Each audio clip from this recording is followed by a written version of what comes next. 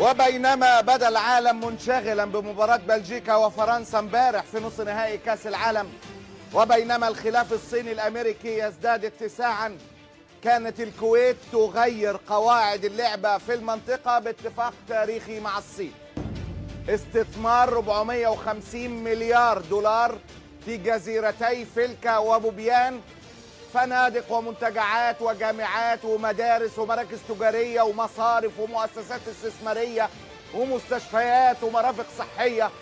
الجزيرتين ستستثمر فيهم الصين 99 سنة. الكويت اشترطت على الصين ايداع وديعة ب50 مليار دولار كقيمة متجددة لحساب الحكومة الكويتية. كما ستدفع الصين 40 مليار دولار لمدينة الحرير الكويتية لجعلها المركز المالي في العالم العربي.